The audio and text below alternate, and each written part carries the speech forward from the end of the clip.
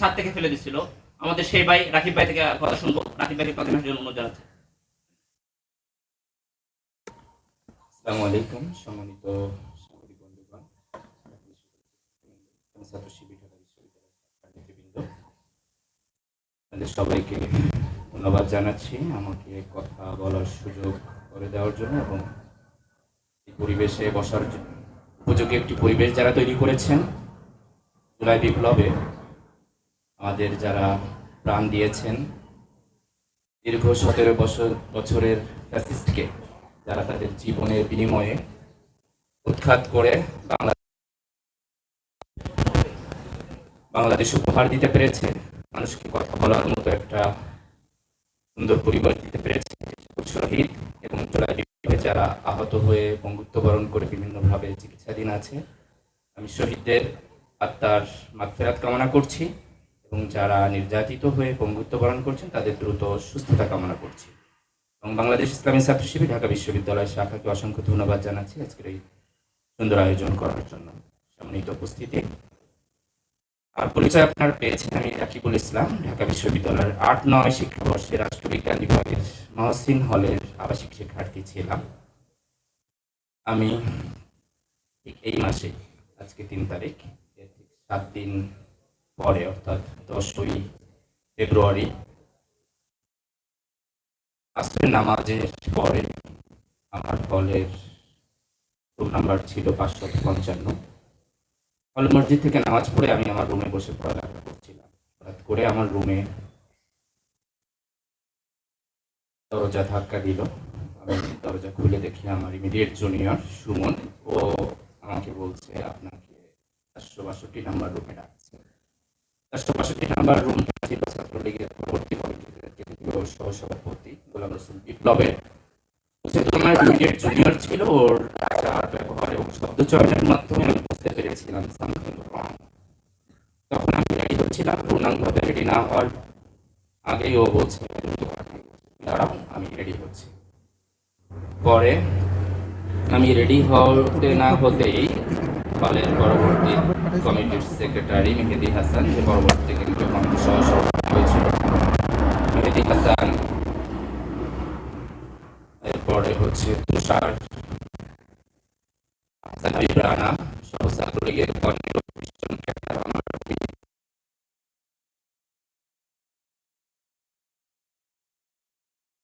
যেহেতু পাঁচতলায় ছিল, চারতলা সিঁড়ি দিয়ে 4তলাতে আমাকে নিয়ে ৪৬২ নাম্বার রুমে আসলো। আসার পরে ওরা আমার মোবাইলটা নিয়ে নিল। মোবাইল নিয়ে চেক করছে যে কোনো ইনফরমেশন আছে কিনা। পরে অনেক ঘাটাঘাটি করে দেখলো যে আসলে কোনো ইনফরমেশন নেই। পরে ও বললো যে এটা শিবিরের সভাপতি, এর জন্য অনেক বেশি চালাক, ওর মোবাইলে কোনো ইনফরমেশন এভাবে পাওয়া যায় না।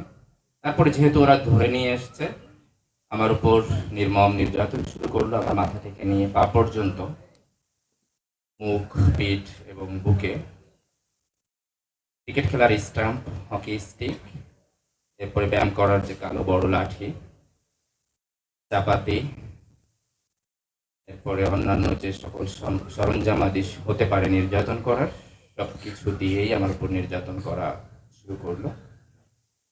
বলে রাখা ভালো, আমি যখন রুমে ঢুকেছি, আমি রুমে ঢোকার পূর্বেই দেখি আমার হলেরই জুনিয়র উন্নয়ন অধ্যয়ন বিভাগের শিক্ষার্থী, যার বাবা ছিল একজন মুক্তিযোদ্ধা, আবদুল্লাহ আল নৌকি, আমি দেখি তাকে নির্যাতন করে রক্তাক্ত করে ফেলা হয়েছে। মুখ দিয়ে তার ফিনকি দিয়ে রক্ত বের হচ্ছে এবং সারা শরীরে তার নির্যাতনের যে চিহ্ন সেটা স্পষ্ট ছিল।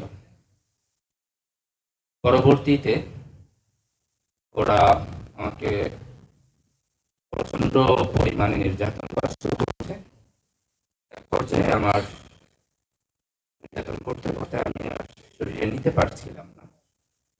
তখন আমি ফ্লোরে পড়ে যাই। ফ্লোরে পড়ে যাওয়ার পরে ওরা আমার শরীরের উপরে উঠে আমার বুকে থেকে নিয়ে মাথা থেকে নিয়ে পা পর্যন্ত সব জায়গাতে নির্যাতন করছে। আমি এখন কথা বলছি, আমার অনেক কষ্ট হচ্ছে, আমার পাশে অনেক বেশি আঘাত ছিল। জীবনের সময়টা তখন অতিবাহিত করছি। সময় আমার নিঃশ্বাস নিতে পারছিলাম না। ওরাও দেখলাম যে কিছুটা হতচকিত হয়ে গেছে, হয়তো মারা যাচ্ছে এই ভেবে। মানে এই অবস্থা চলাকালীন আমি হঠাৎ করে খেয়াল করলাম আমার হলের আমার ইয়ারমেট খয়রানিতে চতুর্থ হয়েছিল সানাউল্লাহ পাটোয়ারি লতে পড়তো, তাকেও হঠাৎ করে ধরে আনা হয়েছে এবং তাকেও ওইভাবে যে সরঞ্জাম আদির কথা আমি বললাম বা পাইপ সহ চাপাতি হকি স্টিক ক্রিকেট খেলার স্টাম্প সহ দিয়ে নির্যাতন করা হচ্ছে। আমি ফ্লোরে পড়া আমাদের এই ছোট ভাই যে মুক্তিযোদ্ধার সন্তান ছিল সে খাটের এক কর্নারে বসা, আর সানাউল্লাহ পাটোয়ারি তাকে হচ্ছে খাটের উপরে বসানো হয়েছে এবং দুই হাত দিয়ে ধরে লোহার পাইপ এবং হকি স্টিক দিয়ে ইচ্ছা মতন পায়ে পিটানো হচ্ছে। আমি ভেবে নিয়েছি আমাদের এই ভাইদের পা প্রতিটা বাড়িতেই প্রতিটা আঘাতেই ভেঙে টুকরা টুকরা হয়ে যাচ্ছে। যখন এই অত্যাচার চলছিল সানাউল্লাহ ভাইয়ের পা ফেটে আমার শরীর থেকে বিভিন্ন জায়গা থেকে রক্ত বের হয়ে অনেক বেশি রক্ত রুমে হয়ে গিয়েছিল। তখন ছাত্রলীগের সন্ত্রাসীরা বলতেছিল শিবিরের রক্তে আমার রুম অপবিত্র হয়ে গেছে, এটাকে পবিত্র করতে হবে। আমরা যখন ওই রুমে ছিলাম তখন 10-15 জন মিলে নির্যাতন করছিল। তাদের ভিতর অনেকেই এখন বিভিন্ন জায়গায় আছে, এনএসআইতে আছে, জগন্নাথ বিশ্ববিদ্যালয়ে ম্যানেজমেন্ট বিভাগে শিক্ষকতা করছে, সরকারি বেসরকারি বিভিন্ন শিক্ষা প্রতিষ্ঠান, ব্যাংক সহ অনেক প্রতিষ্ঠানে তারা চাকরি করছে। আমাদের নির্যাতনের পরে এক পর্যায়ে বলছে, আমি যে তারিখটা উল্লেখ করছি আপনারা যদি স্মরণ করতে পারেন, 2013 সালের 10ই ফেব্রুয়ারি 5 দিন পূর্বে শাহবাগের গণজাগরণ মঞ্চ এর অ্যাক্টিভিটিস শুরু হয়েছিল আব্দুল কাদের মোল্লা এর রায়কে কেন্দ্র করে। তখন ক্যাম্পাসে কোনো রিক্সা চলছিল না এবং ছাত্রলীগের সন্ত্রাসীরা বলছিল যে 1971 সালে একবার আমরা মুক্তিযোদ্ধাদের পেয়েছি, আর ছাত্র শিবিরের নেতাদের তোদেরকে আজকে মেরে যদি আমরা মেরে ফেলতে পারি তাহলে আমরা এই প্রজন্মের মুক্তিযোদ্ধা হব। এইভাবে তারা বিভিন্ন ধরনের তাদের ভাষায় ইন্সপায়ারেশন নিয়ে আমাদেরকে নির্যাতন করা শুরু করলো। এক পর্যায়ে যখন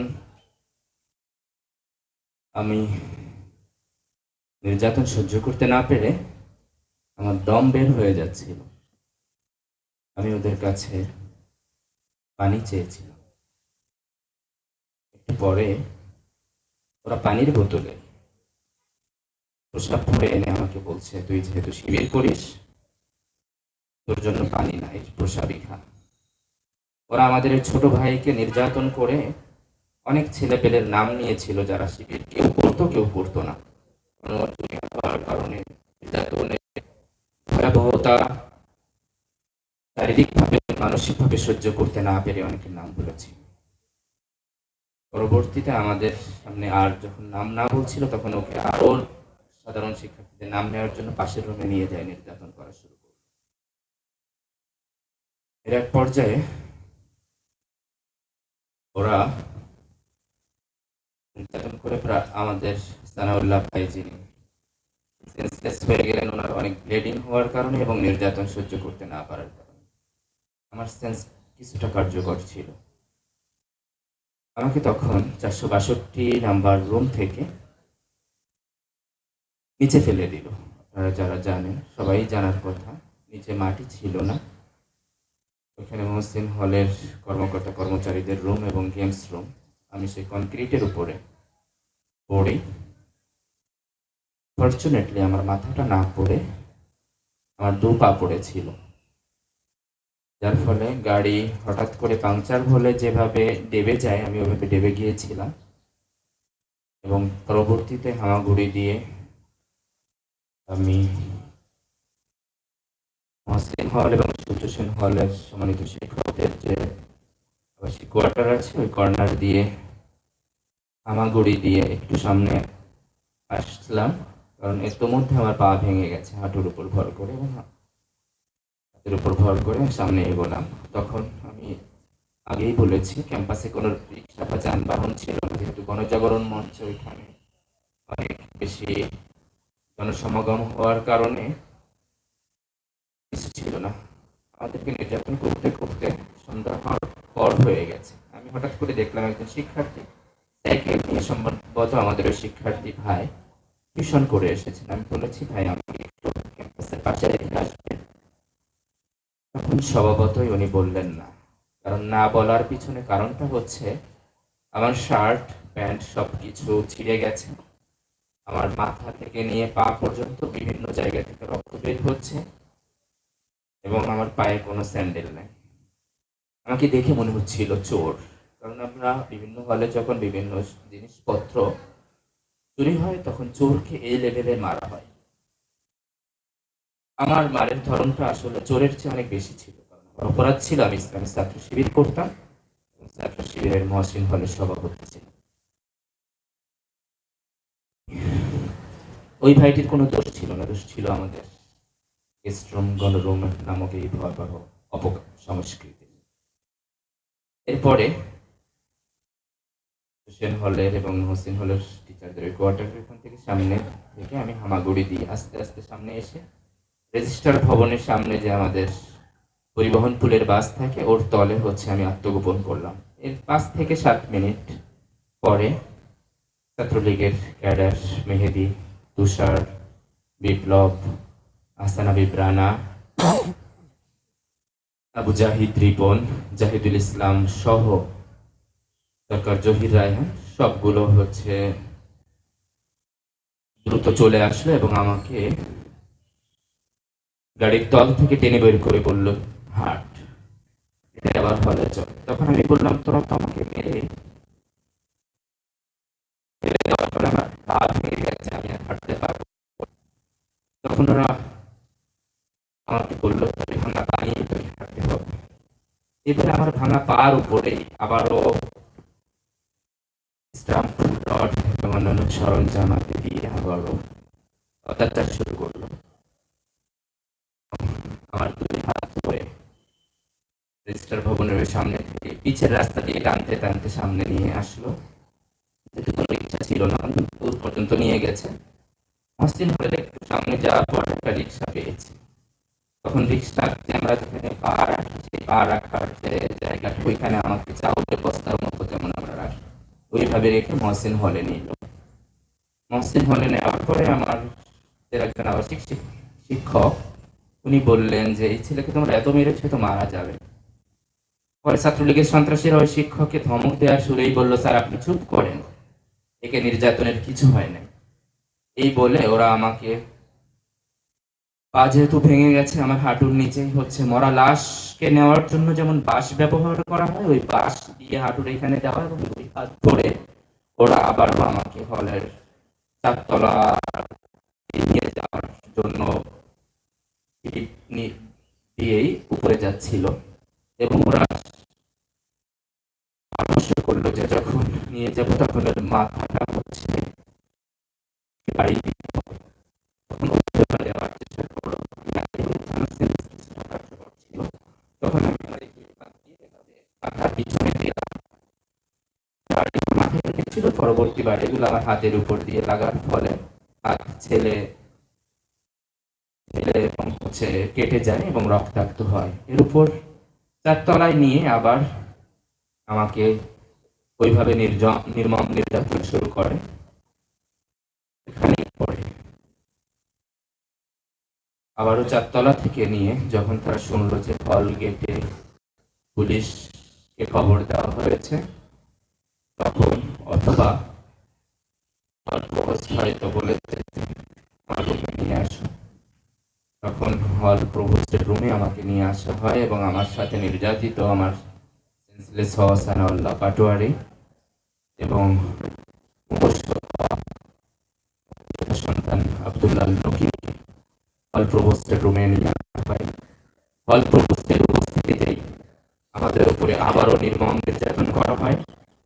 মৃত লাশের উপরে যেভাবে আমরা 28 অক্টোবর 2006 দেখেছি, লাশের উপর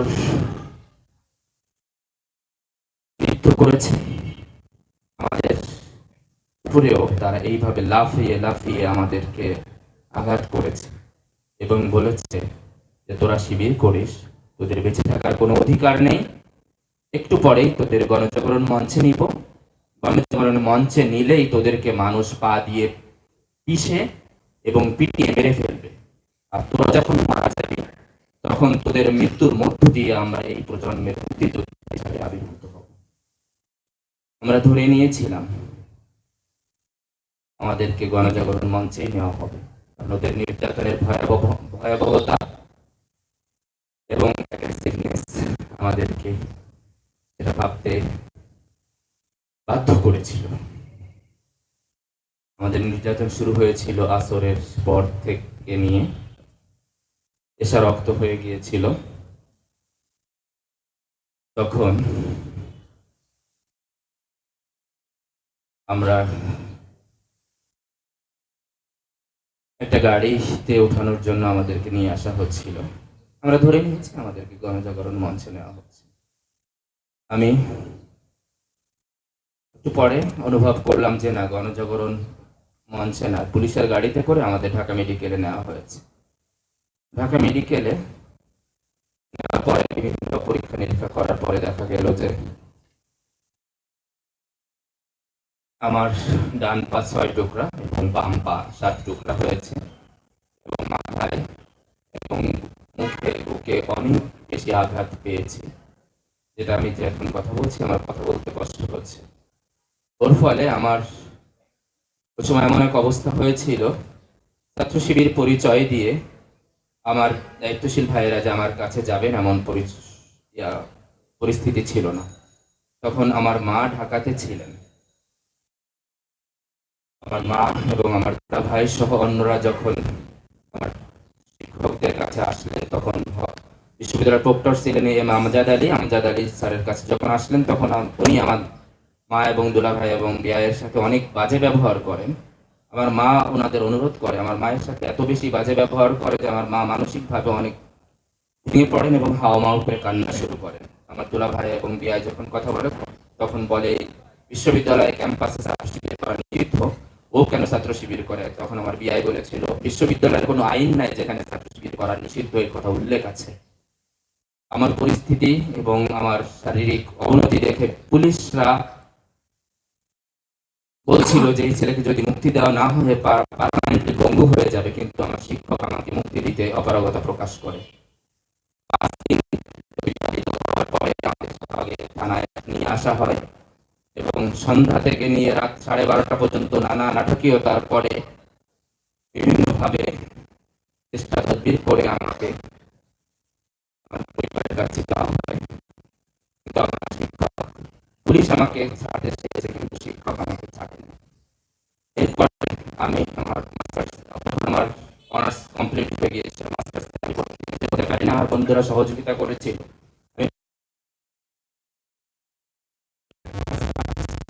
একটা পরীক্ষা ছিল মিডটার্ম পরীক্ষা, তখন সেই দিন রাতে, আগামীকাল পরীক্ষা হবে, এই যে রাত্রের 12:30টার দিকে আমার হলে ছোট ভাই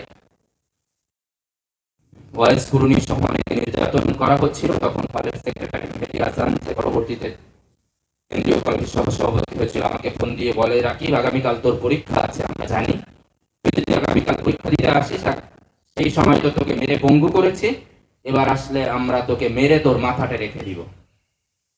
এই কথা শোনার পরে আমার বিশ্ববিদ্যালয়ের সভাপতি এবং সেক্রেটারি আমার বাসায় ছুটে যায় এবং আমাকে বলে, রাকিব ভাই, আমাদের বিশ্ববিদ্যালয়ের সংগঠনের সিদ্ধান্ত হচ্ছে আপনি আগামীকাল পরীক্ষা দিতে যাবেন না। তখন আমি বিশ্ববিদ্যালয়ের সভাপতি সেক্রেটারির সিদ্ধান্ত মেনে আমি পরীক্ষা দিই নাই।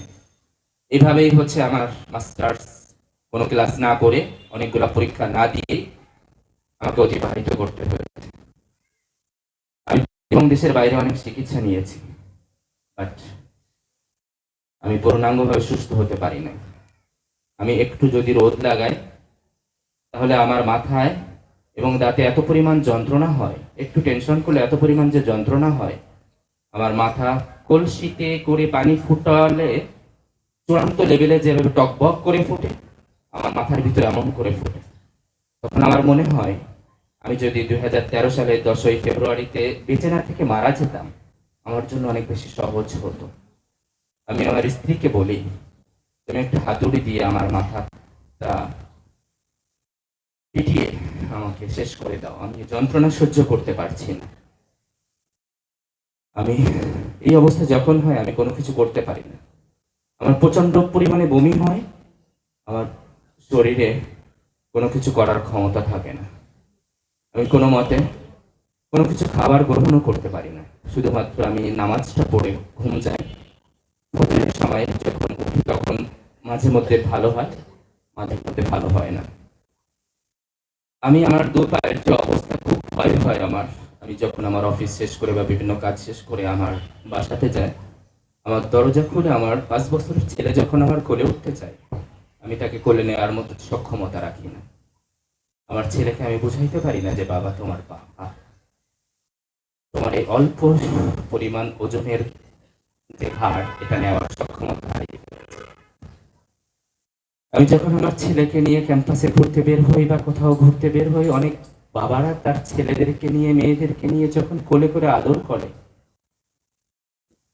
ছোট্ট পায়ে যখন বাবুরা হাঁটতে হাঁটতে ক্লান্ত হয় তার বাবা কোলে ওঠে। আমার ছেলেও একইভাবে আমার কোলে উঠতে চায়। বাট ছাত্র লীগের নামক সন্ত্রাসীরা 2013 সালে আমার সেই সন্তানের আদর পাওয়ার অধিকার আমার সন্তানকে কোলে নিতে পারি না। 5 কেজি সমান ওজন আমি বহন করতে পারি না, আমি দৌড়াতে পারি না, আমি খেলাধুলা করতে পারি না। আমি আমার মাকে জিজ্ঞেস করেছিলাম, মা তো আপনি ঢাকাতে ছিলেন, যখন শুনেছেন আপনার ছেলে 4 তলা থেকে ফেলে দেওয়া হয়েছে তখন আপনার অবস্থা কি হয়েছিল? তখন মা আমাকে বলেছিল, বাবা আমি তখন ধরে নিয়েছিলাম তুমি মারা গিয়েছ, তুমি শহীদ হয়েছ। আমরা তোমার লাশ রিসিভ করার জন্য ঢাকা মেডিকেলে গিয়েছিলাম। আমার আমার বাসা খুলনাতে, ঢাকাতে ওইভাবে উনি পরিচিত নন। আমার বোন তখন সন্তান সম্ভবা ছিল, বোনকে আনতে পারেন নাই। আমার আরেক বোন খুলনা থেকে আসার পর উনি এসেছেন, ওনাকে নিয়ে গণজাগরণ মঞ্চের এই পৈশাচিকতার কারণে উনি মেডিকেলেও ভালোভাবে আসতে পারেন নাই। আমার মা যখন চেহারা দেখে হাউমাউ করে কান্না করছে, আমার বোনকে আমি জিজ্ঞেস করলাম তুমি কান্না করছো কেন? তখন ও বলছে, তুমি কি তোমার চেহারা দেখেছো? বলছে না। তখন আমার বোন ছোট একটা আয়না বের করে দিল, তখন আমি দেখলাম। তখন আমি হেসে বললাম যে বোন এটা তো কিছু না, আমি ইসলামী আন্দোলন করি, ইসলামী আন্দোলন করার কারণে হয়তো তারা আমার উপরে পৈশাচিক নির্যাতন করেছে।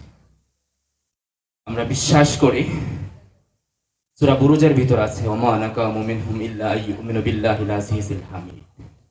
অর্থ হচ্ছে তাদের আর কোনো অপরাধ নয়, অপরাধ হচ্ছে একটাই, যে আল্লাহ, যে সব প্রশংসিত এবং মহিমান্বিত আল্লাহর উপর তারা ঈমান এনেছে। আমার বোনকে এই বলে আমি আশ্বস্ত করেছি। আমি ওই ঘটনার পরে মানসিকভাবে এত বেশি খারাপ অবস্থা হয়েছিল, এখনো পর্যন্ত আমি মাঝে মাঝে স্বপ্ন